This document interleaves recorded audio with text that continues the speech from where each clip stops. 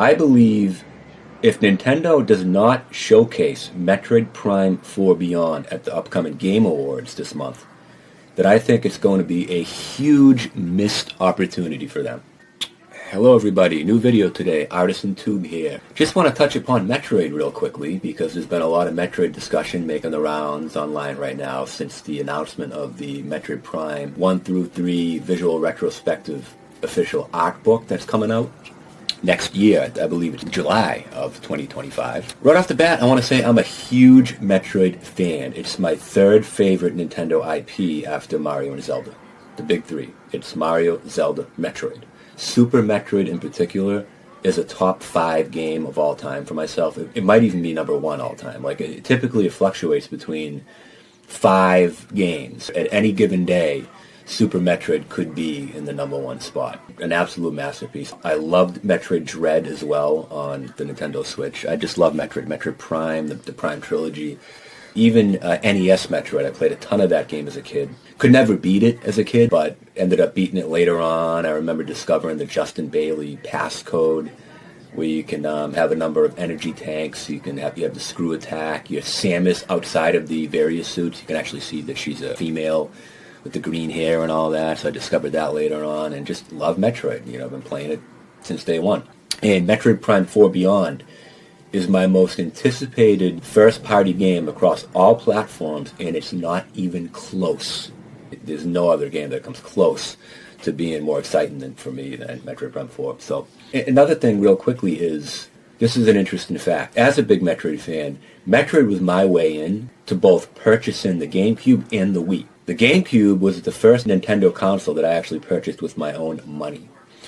The 3 prior Nintendo consoles, 64, Super, and NES, I had all got those systems for Christmas from my father. And it wasn't until the GameCube that I actually went and bought it with my own money. Picked up the system for $200 and picked it up with Metroid Prime 1.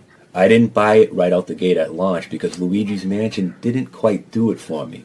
It wasn't until Metroid Prime that I pulled the trigger. And then, of course, Echoes came out a couple years later. And when it came to the Wii, I also didn't buy the Wii at launch because, first of all, it was impossible to find. And second of all, I played Twilight Princess on GameCube. I mean, Twilight Princess is what I call an irresistible launch title as a huge Zelda fan. So if Twilight Princess had not been cross-generation on GameCube, then I would have tried as hard as I could have to have obtained the Wii at launch. But I didn't really make that effort, even though it was hard to find anyway, because I just simply played Twilight Princess on GameCube, so I was satisfied that way. It wasn't until Metroid Prime 3 Corruption released that I found a Wii and bought a Wii.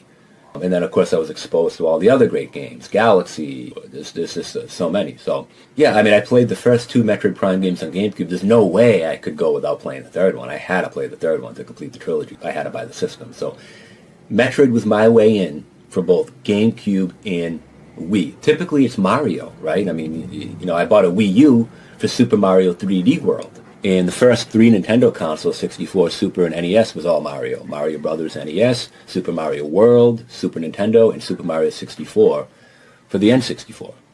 But what I want to touch upon in this video is, because I've heard other YouTubers discuss this, I think Metroid Prime 4 is the perfect game to bring to the show and to show more of. We got a brief 90 seconds or so of gameplay back in the June Direct, and it looked phenomenal. The brief footage that we saw, the game looked outstanding. And I think it's time to really ramp it up. It's a 2025 release. It could be second half of next year. I'm starting to think it may be second half of next year, which is a bummer when you think about it. I mean, I want this game to launch as soon as possible, but there has to come a point where they really start, ramping this up.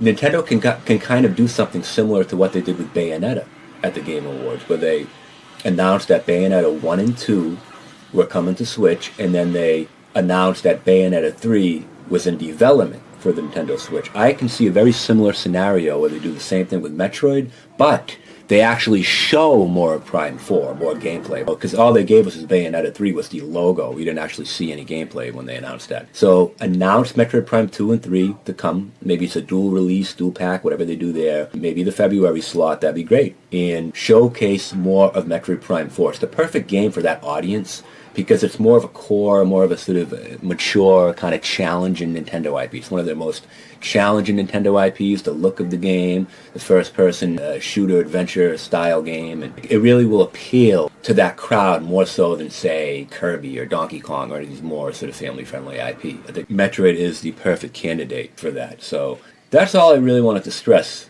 briefly in this video, is that, I mean, I expect Metroid to be at the Game Awards. Right now, I'll say it. I really expect it. Again, very similar to what they did with Bayonetta. They need as much exposure with Prime 4 as possible, so why not show a little more of the game at the Game Awards and then ramp up development next year as well? But we need to really build hype for Metroid Prime, even if it's a year out. Again, why not build hype, in these small increments, every few months, whatever it may be, throughout next year, get more eyes on it. There's no better place right now this month than to do so at the Game Awards. So I'm expecting to see more of the game, even if it's another 90 seconds, or even if it's 60 seconds, something to show us something more and give us Metroid Prime 2 and 3. And yeah, that's all I wanted to stress, and I'm very excited. I'm very excited to see what will occur in the future for the Metroid franchise. Because I think Metroid Prime 4 is a huge deal. I've stressed this before. It's a big deal, this game. It's been in development for 7 years. It has a pretty hefty budget behind it when it comes to Nintendo standards. And you have a group of wizards working on it in Retro Studios. So I expect nothing less than a masterpiece, especially after what I saw in that initial footage that we got back in June. So I'm excited. I hope to see it at the Game Awards. I hope it's there. I believe it will be there. Again, a Bayonetta kind of scenario, and yeah, I'm looking forward to the show. Thanks for listening. Stay tuned for more. Peace out. Artisan Tube.